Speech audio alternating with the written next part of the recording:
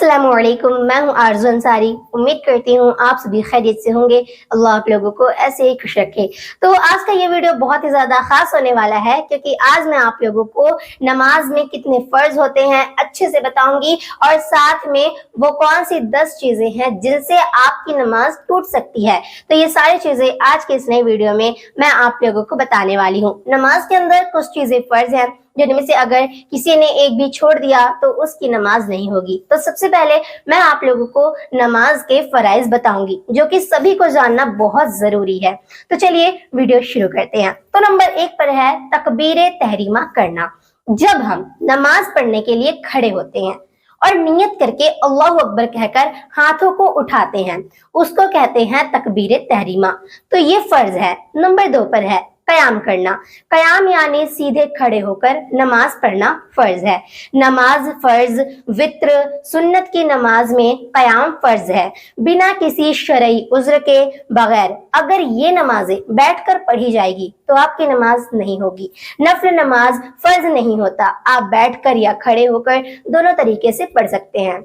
Number 3 पर है किराअत करना। कयाम के हालत में सूरह फातिहा और कुरान शरीफ की सूरह मिलाना, इसी को किराअत कहते हैं। और इसमें कुरान की कम से कम 3 आयत या 1 सूरह पढ़ना होता है।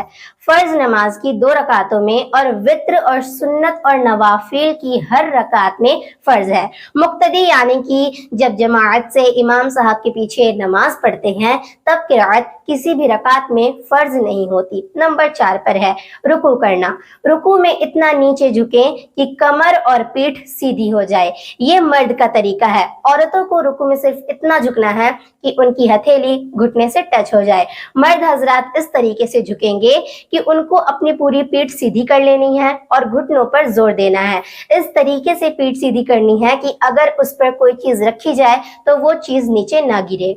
बहुत से लोग जल्दी जल्दी रुकू और सजदा करते हैं और रुकू में भी इतना टाइम नहीं देते कि वो पीठ और कमर को सीधी करें और डायरेक्ट सजदे में चले जाते हैं। तो ये बहुत ही गलत तरीका है। नंबर 5 पर है हर रकात में 2 सजदा करना। सजदे में जाने के बाद अपने दोनों हाथ को कानों के बराबर में रखें और कोहनियां खुली रहे और पूरे सुकून से सजदे की तस्बीह पढ़िए। इसके साथ दोनों पांव की उंगलियां जमीन पर लगी होनी चाहिए। नंबर 6 पर है कायदाए आखिरा करना। नमाज की आखिरी रकात में बैठना और अत्तहियात पूरे सुकून के साथ पढ़िए। इसके बाद दुरूद इब्राहिम पढ़िए और दुआए मासूरा पढ़िए। तो ये है नमाज के फराइज, जो कि नमाज में टोटल 6 फराइज होते हैं। तो चलिए अब मैं आप लोगों को आगे बताती हूँ। नमाज के अंदर कुछ ऐसी चीजें हैं जिनसे नमाज टूट जाती है और पढ़ने वालों की नमाज नहीं होती, बल्कि उसे दोबारा नमाज पढ़ना होगा। वो कौन सी चीजें हैं मैं आप लोगों को बताऊंगी। नमाज के अंदर बहुत सी ऐसी चीजें हो सकती हैं जिनसे नमाज टूट जाती है।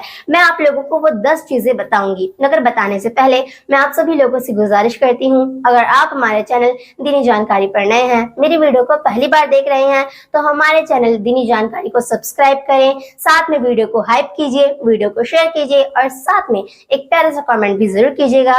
तो चलिए अब मैं आप लोगों को वो 10 चीजें बताती हूँ जिससे आपकी नमाज टूट सकती है। नंबर 1 पर है नमाज के अंदर बात करने से नमाज टूट जाती है। आप चाहे थोड़ा बोले, कम बोले, खुशी से बोले या गम से बोले, आपकी नमाज टूट जाएगी। नंबर 2 पर है नमाज की हालत में सलाम का जवाब देना या किसी को नमाज के दौरान आप खुद सलाम करें, ये सभी वजह से आपकी नमाज टूट जाएगी। नंबर 3 पर है किसी को छींक आने पर जवाब की नियत से अल्हम्दुलिल्लाह अगर आप कहेंगे तो इससे आपकी नमाज फासिद हो जाएगी। नंबर 4 पर है खुशी की खबर सुनकर अल्हम्दुलिल्लाह अगर आप कहेंगे तो इससे भी आपकी नमाज टूट जाएगी। नंबर 5 पर है आखिरी रकात में जानबूझकर बातचीत करने से आपकी नमाज उसी वक्त टूट जाएगी। नमाज पूरी होने से पहले भूल कर सलाम फेर दिए तो कोई हर्ज नहीं है, और अगर जानबूझकर सलाम फेर दिए तो आपकी नमाज टूट जाएगी। नंबर 6 पर है बुरी खबर सुनकर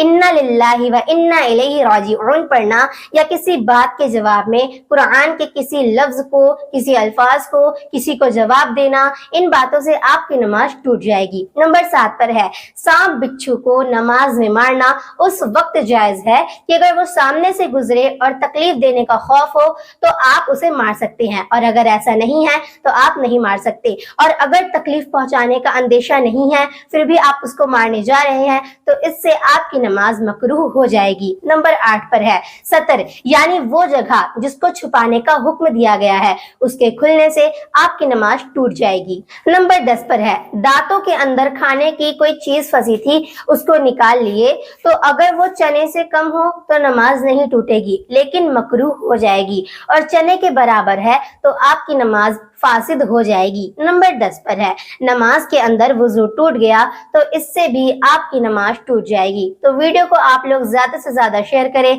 ताकि बाकी लोग भी ये बहुत ही ज्यादा इंपॉर्टेंट बात को जान जाएं। तो मिलती हूँ अगली वीडियो में। अस्सलाम वालेकुम।